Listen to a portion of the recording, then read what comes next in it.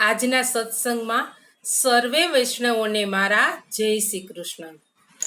મારી ચેનલમાં આપ સર્વેનું સ્વાગત છે. આજના સત્સંગમાં આપણે નારાયણ દાસનો એક સુંદર પ્રસંગ સાંભળીશું.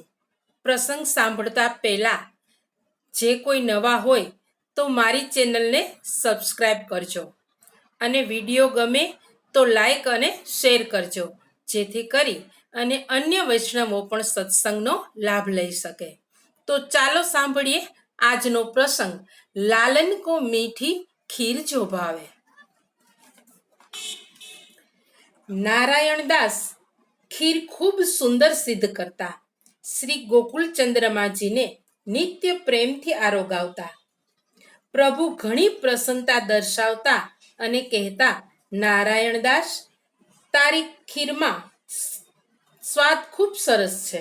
તારી ખીરના સ્વાદ આગળ તો 56 ભોગ પણ તુચ્છ છે. એક દિવસ પ્રભુને શૃંગાર અપાઈ રહ્યા અને નારાયણદાસ ખીરનો ભોગ ધરવાની તૈયારી કરતા હતા.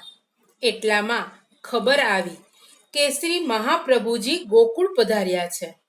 વધામણી સાંભળતા જ નારાયણદાસ પ્રેમ વિવશ થઈ ગયા. મહાવનથી ગોકુળ આપના દર્શન કરવા જવાની આતુરતામાં ખીર ગરમ ગરમ હતી, છતાંય ઠાકોરજીને ભોગ ધરી દીધી.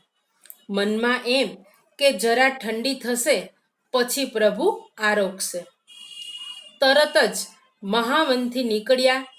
ગોકુળ આવી આપ શ્રીને દંડવત કર્યા. શ્રી વલ્લભ પૂછે છે, નારાયણદાસ, શ્રી ગોકુળચંદ્રમાજીની સેવાનો શો સમય છે? આપ શ્રી જ્યારે ગોકુળ પધારતા ત્યારે મહાવન જઈ શ્રી ગોકુળચંદ્રમાજીના શૃંગાર અને જારી ચરણ સ્પર્શ અવશ્ય કરતા, પછી ગોકુળ પધારીને ભોજન કરતા. નારાયણદાસે કહ્યું, મહારાજ, શૃંગાર ભોગ ધરીને આવ્યો છું. આપ શ્રી અપરસમાં જ મહાવન પધાર્યા, ભોગ સરાવા મંદિરમાં પધાર્યા. જુએ છે તો શ્રી ઠાકોરજીનો શ્રી હસ્ત ખીર ભરેલો છે અને આસપાસ બધે ખીરનો છંટકાવ થયેલો છે. શ્રી ઠાકોરજીએ ખીર ભર્યો શ્રી હસ્ત ખેંચી ને બિરાજી રહ્યા છે. શ્રી મહાપ્રભુજી પૂછે છે, બાવા, આજે આમ કેમ? શ્રી ઠાકોરજી કહે છે, શું કરું નારાયણદાસ, આજે ગરમ ગરમ ખીર ધરીને ગયો. ખીર મને બહુ ભાવે છે, એટલે આરોગવા માટે મેં તરત એમાં હાથ નાખ્યો. હાથ દાઝ્યો એટલે છંટકોરાઈ ગયો. હું ક્યારનો હાથ પકડીને બેસી રહ્યો છું. શ્રી મહાપ્રભુજીએ જોયું તો શ્રી ઠાકોરજીના શ્રી હસ્ત, હોઠ બધું લાલ લાલ છે. આપ શ્રીએ પવન નાખી ને ખીર સુહાતી કરી, એટલે કે ઠંડી આંગળી બોળી શકાય તેવી કરી. આરોગવાની વિનંતી કરી. બહાર પધાર્યા. નારાયણદાસ ઉપર ખૂબ ખીજાયા.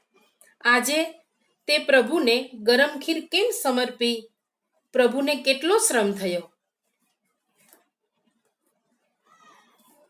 નારાયણદાસે વિનંતી કરી, મહારાજ, આપના દર્શનની આતુરતામાં આવું થઈ ગયું. ભૂલ થઈ ગઈ છે કૃપાનાથ. શ્રી મહાપ્રભુજીએ આજ્ઞા કરી, સેવામાં ખોટી ઉતાવળ કદાપી ન કરવી.